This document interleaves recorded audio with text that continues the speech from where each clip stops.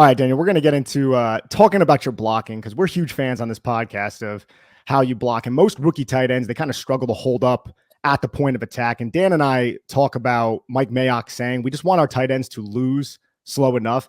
And for whatever reason, Daniel, you don't lose slow enough. You're not a mediocre blocker. You're very impressive. So can you walk us through your process as a blocker in base situations? What are your aiming points? What is your mental process? And do you love blocking as much as it looks like you do on tape?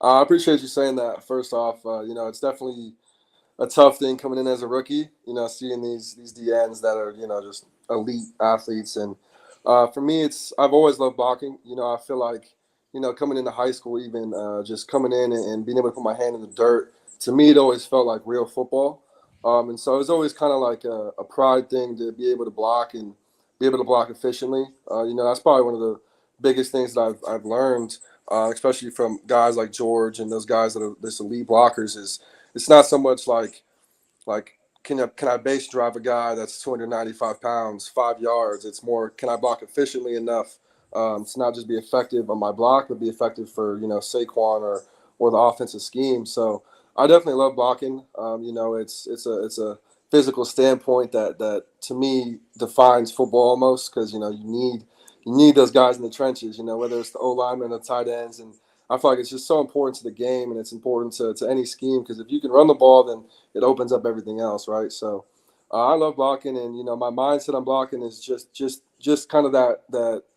To me, I call it the Kittle mindset, just blocking efficiently, and it's taking the right footwork, and obviously depending on the play, whether power or power gap scheme, outside zone, inside zone, kind of just making sure I take the right steps and getting the right 6-inch steps on a guy, and really I feel like, and this is something I got from Lee Smith, really it comes down to, like, even if I have the wrong leverage or I take the wrong footwork or my hands aren't quite where they need to be, it comes down to just getting in a fight with a guy and being able to not just stand your ground, but be able to win that fight.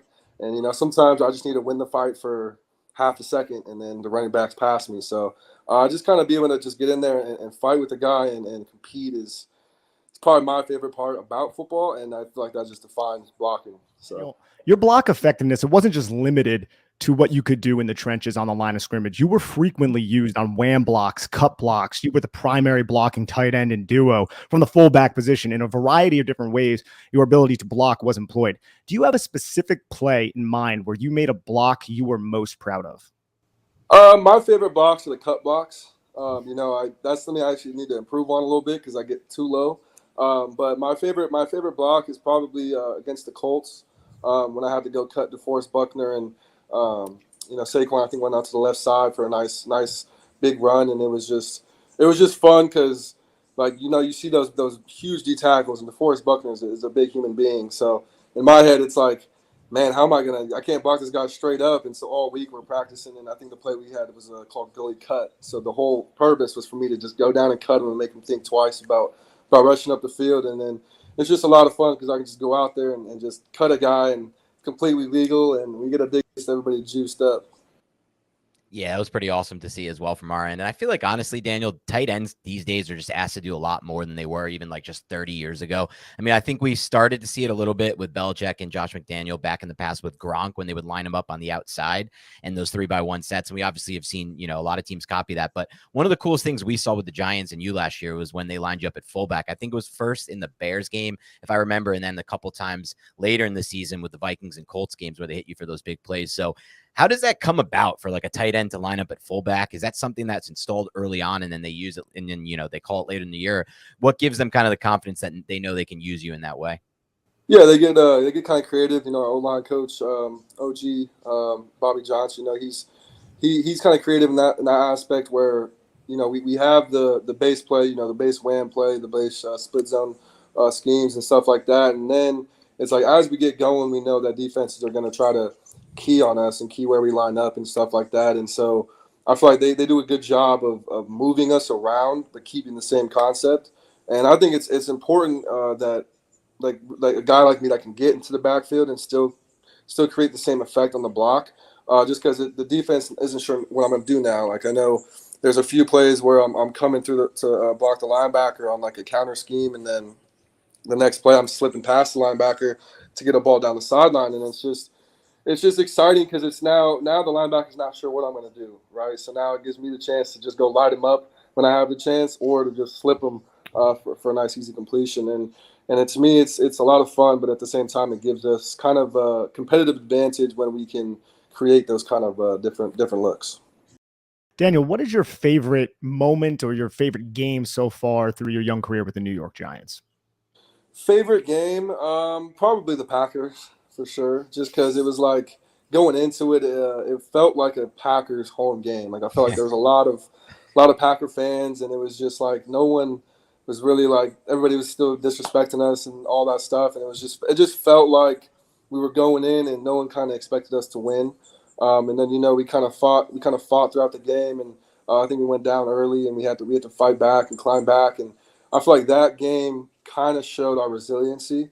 I know we showed it with like the Titans and stuff week one, but it kind of just helped us kind of prove to ourselves that we can't, like, we're a team that can push through adverse times, no matter what it is. And obviously a lot of fun plays with the Bellinger special, but it was just I felt like it was a game that showed our resiliency, and it was a lot of fun to win that one.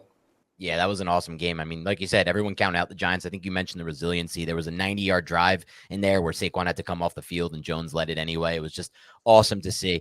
I want to talk a little bit football theory with you for a second here, Daniel. So one theory I've kind of always had, but it's hard to quantify the importance of, so I'm going to try to get your take on, is the importance of a rapport between the quarterback and a receiver. So how were you able to establish that chemistry with Jones so early in your rookie season? And in your mind, how important is it for a quarterback and a receiver to be able to see the coverage the same post snap?